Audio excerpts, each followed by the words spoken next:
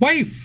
Do you know where the hell we're at and where the hell we ought to be? Well, we are a bit behind. We didn't get an episode out the day when we wanted to. Yeah, that was my fault. So we'll be catching up in the next day or so, but we'll get back on track here. But we read Ezekiel chapter 43 last time. Correct, we did. And we were still in the process of building the fucking temple that doesn't exist or never has existed and maybe never will exist. Yes. That Ezekiel saw this golden man and God build. Oh, easy, Kyle. You're such a silly, silly donkey. And God showed his glory to Ezekiel. Yeah, you did. I think that was about it. I think God brought Ezekiel into the inner temple somehow in this dream thing. Which was another dream within a dream, so we went all like Inception-ish on it. Dream within a dream of God. Beyond that, it was kind of unremarkable because we're still building the fucking temple, and God was like, yay, we're going to build this thing that we didn't build, so hey, here we are. Yep. So that was Ezekiel chapter 43. Sure as fuck was. Which means that today we're getting into... Ezekiel chapter 44. All right, let's do this. Okie dokie.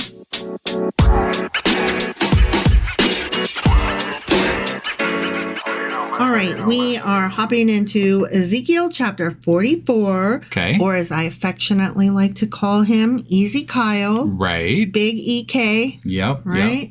And just as a reminder, the final section of Ezekiel, which covers chapters 40 through 48, are often referred to as the Torah of Ezekiel. Right. Because it's all about that Torah stuff of building a temple and measurements and very Levitical. Yeah, so definitely. Also, we're starting in the middle of a paragraph, basically. Right. We were talking, as you said, about God's glory coming to Ezekiel's temple. Yeah. So we're still in the middle of that. Okay. All right. So it just starts as it normally does. Then the man... the golden man right, brought me back to the outer gate of the sanctuary, the one facing east. Of course. And it was shut. The Lord said to me, this fucking gate is to remain shut. Okay? It must not be opened. No one may enter through it, asshole. It is to remain fucking shut. Okay. Because the Lord, the God of Israel, has entered through it. Oh. And y'all do not get to walk where he walked. Y'all do not get to do that. So if he entered other gates, he could essentially shut down the entire city. He could shut down the whole fucking place. Okay. Yeah. Yeah. The prince himself, and again, usually prince means king. They just use the term interchangeably somehow. Well, in Ezekiel oddly. Anyway. Yeah. Yeah. The prince himself is the only one who may sit inside the gate to eat in the presence of the Lord. Okay? Why does the prince have special... Why wouldn't it be a prophet? Why wouldn't it be... I don't understand that. That doesn't make sense. Because he's close to God. Right, but the kings of past, who have also been sort of close to God, I guess... I don't want to hear your shit. They always had to talk through a prophet. You stop. I'm just saying. You stop right now. The golden man is speaking. Okay. You stop. All right. He said, the gate is fucking closed. Plus, I didn't think God even liked the kings. I thought that was like a bad idea. This king is different because Ezekiel told me so. Okay. I don't know what to tell you. I'm assuming this king, the way, I'm sure this is one of those things that the Christians interpret as Jesus, though. I don't fucking know. Okay. I'm just telling you what it says. All right. All right. Yep. Continuing with the golden man's words. Sure. He, the king, prince, is to enter by way of the portico of the gateway and go out the same way. So he can meet up with the Lord, but he can't come in through the same door. Nobody can come in that door on the east. Okay. Then the man brought me by way of the north gate to the front of the temple. I looked and saw the glory of the Lord. Woohoo! Wait, he's going in another side? Mm-hmm. And we're going to be able to enter this one? I don't know. I'm getting there. I know, but this is bullshit. Why the hell is he going on all these gates? He's going to shut down the whole place. He's explaining what each of the gates... The golden man is taking Ezekiel to each of the gates and explaining them. Oh, okay. So they start in the east one. But he's seen the glory of God in the northern gate, though. Isn't that what it just said? Look, would you just let me read the fucking... I can't tell you. I haven't read it yet. All right, I thought that's what it said. All right. Then the golden man, brought me by way of the north gate to the front of the temple. So we walked in through the north gate. Yeah. Now we're in the front of the temple. Okay. Right. Yeah. I looked and I saw the glory of the Lord filling the temple of the Lord. And I fell face down. Oh. Okay. Okay. So no, God did not. So he didn't enter that way. He just was there. Yeah. Okay. I came in through the north gate. And then when I got inside of the temple, I was like, oh shit. Right. It's God. What? And dude essentially shut down that room, whatever room that is. Mm-hmm. The Lord said to me, son of man. You mere human. You fucking worm. Look carefully, listen closely, and give attention to everything I tell you concerning all the regulations and instructions regarding the temple of the Lord. Give attention to the entrance to the temple and all the exits of the sanctuary. Okay. There's many. Yeah, right. East, north, south, west, whatever. That's 4, right? I mean, that's a lot. Right. Say to rebellious Israel, we're going to talk about some gates, and I need you to tell Israel about these fucking gates, okay? Yeah, the rebellious ones that he's going to make better. Yeah. But they're still called rebellious. Tell those motherfucking assholes that I totally chose in love, that I'm so mad at, that I'm going to bring back home because they're my people. Right. Yeah, those guys. Yep. This is what the sovereign Lord says. Mm-hmm. Enough of your detestable practices, people of Israel! Exclamation point. Here we go. Motherfuckers, in addition to all your other detestable fucking practices, you brought foreigners uncircumcised in heart and flesh into my fucking sanctuary. Damn. Desecrating my temple while you offered me food, fat and blood, and you broke my covenant. Instead of carrying out your duty in regard to my holy things, you put others in charge of my fucking sanctuary. Okay? Okay. I'm really pissed. But I thought by the time I get it. Ezekiel's going to go back after this vision and tell the people that are in exile, hey, y'all fucking suck. God said so. Yeah. But also he loves you so much and he's going to bring you home. Right, but we already covered this, right? Like God is going to fix them and then bring them back. So what does it like it doesn't really at this point everything's kind of moot, isn't it? Like it doesn't really matter because God's supposed to like fix them. Right, but God really, really loves to like denigrate his people. Right. He's a shitty, petty little bitch. Yeah. And he just loves cussing it up. But I feel like this is just wishful thinking. I mean, I don't even feel like it. This is wishful thinking from a prophet.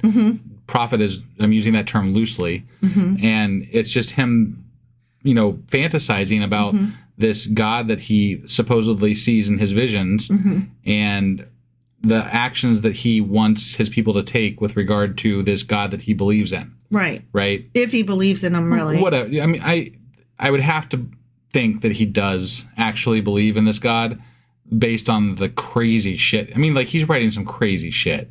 This is the conspiracy nut that draws diagrams and fucking charts and has like strings attached to cork boards and I mean that's how I view Ezekiel. The guy just, who like, nutty. Not only believes that the NASA landing on the moon was fake, but that Bigfoot factors in somehow. Yes. And that those all factored into Kennedy's assassination. And also Kennedy's going to come back and be president too. Absolutely. On top of that. In playing the Beatles band. Right, sure. Which is still the thing. Kicking. Right. And Elvis will be there too. Elvis never died. I don't know if you know this. Him and what's his name? If you believe they put a man on the moon. Man on the moon. What is that song? That's REM. I know, but what is that song is about a comedian that like he joked around so much that he made people believe that he was dead multiple times. So like when he actually died, everybody was like, no, he didn't. Oh, I didn't know that. Actually, yeah. There's a whole movie about it. I'm sure I kind of and vaguely. The movie was called like The Man in the Moon. I actually remember the movie, but I don't think I ever saw it. But I do remember that there was a movie about it, and I never put it all together. Oh, so okay. Yeah, I didn't realize that's what that was. Oh wow, okay, yeah. So that conspiracy theory too. Okay. Elvis and that guy whose name I just can't fucking recall. Sure. Are kicking it together somewhere. Got it. Yeah. Okay. Okay. Anyways, yeah. So this is what the sovereign Lord says. Okay. no foreigner, uncircumcised in heart and flesh, is to enter my fucking sanctuary. Not even the foreigners who live among the Israelites. Okay. Okay? Stay out. Occupado, bitches. I guess. The Levites who went far from me when Israel went astray and who wandered from me after their idols must bear the consequences of their sin. I mean, even though he's going to fix them. No, we're not there yet. I know. I'm just saying. We backed the conversation up again. Yeah. No, we're back to hating his own people again. Yeah, yes. Yeah. They may serve in my sanctuary, having charge of the gates of the temple and serving in it.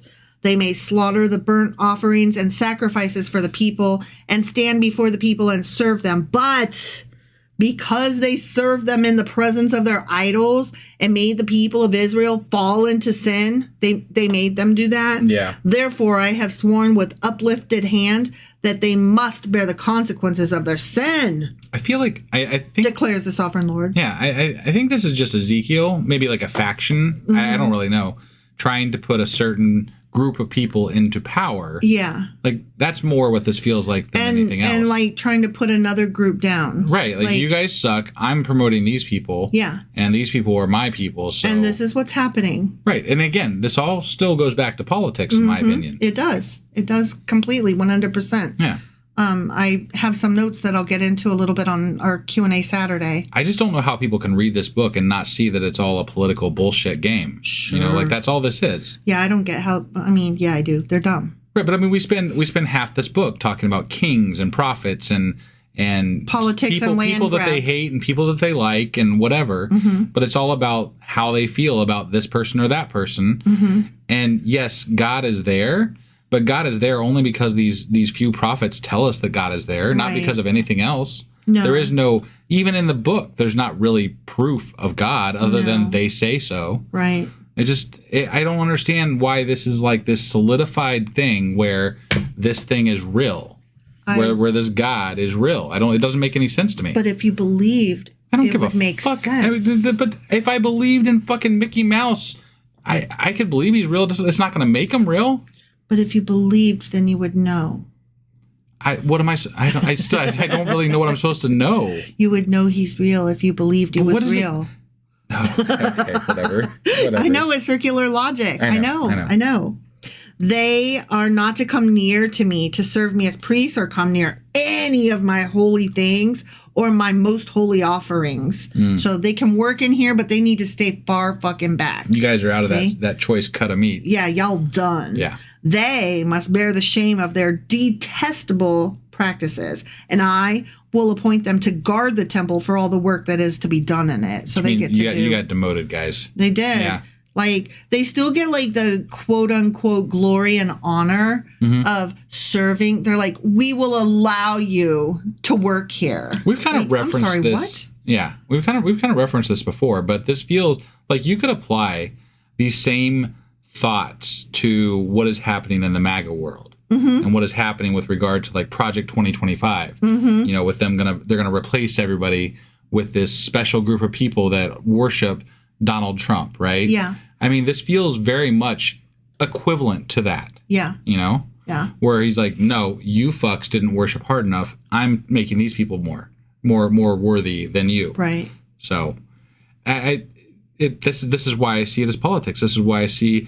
I mean, these are part of the reasons I see it as bullshit, because it just doesn't track. It doesn't make any godly sense. Like, there is not, even when we're sitting here talking about a god or not a god or whatever, the things that they use as their proof or their idea of what a god is, it doesn't actually make sense. It doesn't make any logic. None. Whatever. It just doesn't work. It doesn't work. The math ain't mathin'. Yeah.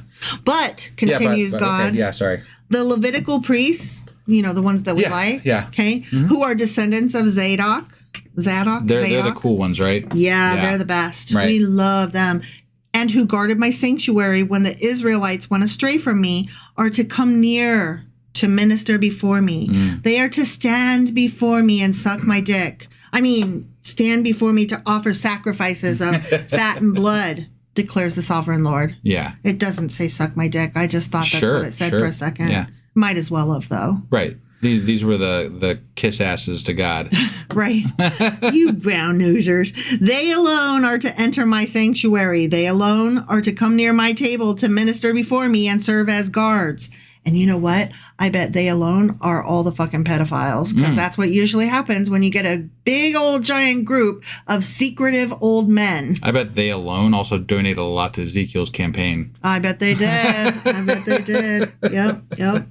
When they enter the gates of the inner court, they are to wear linen clothes. They must not wear any woolen garment while ministering at the gates of the inner court or inside the temple. They are to wear linen turbans on their heads and linen undergarments around their waists that may or may not refer to their panties. Right. Yeah. They must not wear anything that makes them perspire. We do not want us any sweaty God forbid you have priests. a fucking flaw in the presence of God. Don't be sweating it up in here. A flaw that he gave you at that. I know, right? Like, you know, God, that my sweat is your fault. Right. Like, what? When they go out into the outer court where the people are, they are to take off the clothes that they have been ministering in and are to leave them in the sacred rooms and put on other clothes so that the people are not consecrated through contact with their garments. Oh, damn. That just because they wear the garments, I guess because they're in the presence of God, right? That would mean that makes the clothes are holy. Like, so what about like my eyelashes or my fingernails or like my loose hairs? If God is that powerful that he can like make clothes holy, right? Wouldn't there be some like holy dust on the fucking priests themselves? That's what I'm saying. Like when I brush my hair or like get something in my eye, like I shed hair like crazy, and like my eyelashes, you know, they just fall out everywhere. Sure. You know? And you're telling me there was no like lint or anything like that like stuck to their bodies, so like they maybe like inadvertently. Or how about when you talk and you accidentally gleek or you know spit when you pop your peas? Yeah. So but none of that, huh? I guess only not. your clothes. Right. That's rather picky and ritualistic. Random and ritualistic. Yeah. They must not shave their heads or let their hair grow long. So you got to keep it just so? You have to find that exact sweet spot of buzz length. Cut, huh? Yeah. But they are to keep the hair of their heads trimmed. Okay. All right. You got a length? I mean, you built a fucking temple and you gave me all those measurements. You don't want to tell me what the exact length of trimmed is? Apparently, he's got a look that he's going for. I don't know. Mm-hmm. Yeah. No priest is to drink wine when he enters the inner court. Okay. They must not marry widows or divorced women. Because, you know, women suck. But if you got to marry a woman, it's got to be exactly a perfect woman. Sure. Okay. Yeah. I mean, insofar as a woman can be perfect, because we all know what pieces of shit the people that have vaginas are. They may marry only virgins of Israelite descent or widows of priests. I see. Okay. Wait, I just thought it said no widows or divorced women. Well, maybe there's an exception for widows of priests. Okay. I don't know. I guess. But they have to be virgins or widows of priests. Got it. Okay. That is so grotesque. It is, kind of. They are to teach my people the difference between the holy and the common and show them how to distinguish between the unclean and the clean. Okay. So we're back again to Levitical laws. Mm-hmm. Very Levitical. Right. This is like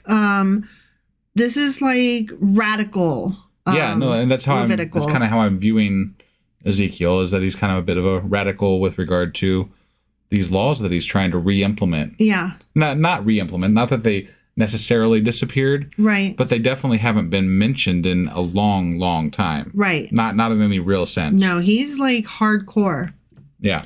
In any dispute, the priests are to serve as judges and decide it according to my ordinances. My God. Yeah, right. Although really Ezekiel. They are to keep my laws and my decrees for all my appointed festivals, and they are to keep my Sabbaths fucking holy. Okay. You better take that Sunday off. Right. Okay? Or Saturday. Yeah, Saturday. Sorry. Right. A priest must not defile himself by going near a dead person. You know, no dead people. However, if the dead person was his father or mother, son or daughter, brother or unmarried sister, then it's okay. Then he may defile himself. Well, that's nice of God to allow that, I guess. I'll let you defile yourself. Right. After he is cleansed, he must wait 7 days. I mean, you did defile yourself by being around the body of somebody that you love. Right. Yeah. It's how shameful of you. I love that your sister has to be unmarried. Once she's married, fuck that bitch. She is. I don't love her no more. She ain't part of this house. Right. She's over there. Yeah. On the day he goes into the inner court of the sanctuary to minister in the sanctuary, he is to offer a sin offering for himself, declares the sovereign Lord. Okay. I am to be the only inheritance the priests have. You are to give them no possession in Israel. I will be their possession. Okay, so these are like monks, basically. Yes. Except for that they can marry virgins and widows of priests. Yes. Okay. They're like the happiest life of all monks. Yes. They will eat the grain offerings, the sin offerings, and the guilt offerings. Yeah, lucky for them. Doesn't sound like they're suffering too badly. Yeah. And everything in Israel devoted to the Lord will belong to them. Oh, so they're going to have plenty of possessions. It's just the Lord's possessions. Right. Okay. Right. All right. The best of all the first fruits and of all your special gifts will belong to the priests. You are to give them the first portion of your ground meal so that a blessing may rest on your household. The priest must not eat anything, whether bird or animal, found dead or torn by wild animals. The end. Okay. Well, it sounds like a lot of ritual bullshit to get riches for people that he's putting in power or attempting to put in power. And it sounds all very, how do you say it? It sounds very magnanimous because he's like, they don't have any possessions, but they have all the possessions. Right. You know, it's right. like, exactly. Wait a second. You said they don't have any possessions, but then you just said that they get the choicest things of everything. Right. So technically they do have possessions. Right. And they just have to wink as they say they have nothing. Right. And yes, they can't keep it after they die, but I bet there were exceptions made in the places of like widows and things like that. Yeah. They didn't just like that month. They didn't just leave them, kick them to the curb. I guarantee it. Right. You know. Yeah. Whatever. This is so sick. Yeah. And I hate and it. I bet even though those possessions weren't theirs, I bet they were able to use those funds to help their kids and stuff. I'm just, Yep. Because God wanted them to or something. Because they were descendants of Zadok. Yeah. And that's all that really matters is that you're a descendant of who the fuck is Zadok? I don't even remember. I don't give a fuck about a Zadok. What is this? What is a Zadok? Zadok. We briefly talked about him in the past, and I just don't remember. So we're going to talk about him in our Q&A. Yeah, it bothers me. I'm like, who is this guy, and why do we give a fuck? He was one of the descendants of either Aaron or Aaron's son. I don't remember. Aaron being Moses' brother. Got it. Okay. So, whatever. Yeah. All right. Well, that was great. Stupid? Yeah, whatever. That was something. So that was Ezekiel chapter 44. Sure as fuck was. Which means that we will be back tomorrow with Ezekiel chapter 45. And then we'll probably be doing another episode also the same day, hopefully, which will be episode 46. No, which will be our Q&A Saturday. Yeah. Because we're a day behind. We'll have to do them both back to back and it'll be fine. Yes, that's what I meant. Yes. I was confused as to what day it was even. So I know, you were. I apologize. Well, you did just start a new job recently. I did. So. It's kind of thrown me for a little bit of a loop here in the last couple of days. So yeah. I'll be back on track here shortly. I think we're actually going to change up kind of how we record our podcasts, which it'll be interesting. We'll be able to stay on track a little better, I think. I think so too. Yeah, so yep. See how that all goes. And anyway, just stay tuned. Thanks for hanging with us, guys. We'll see you next time. Yep. Bye.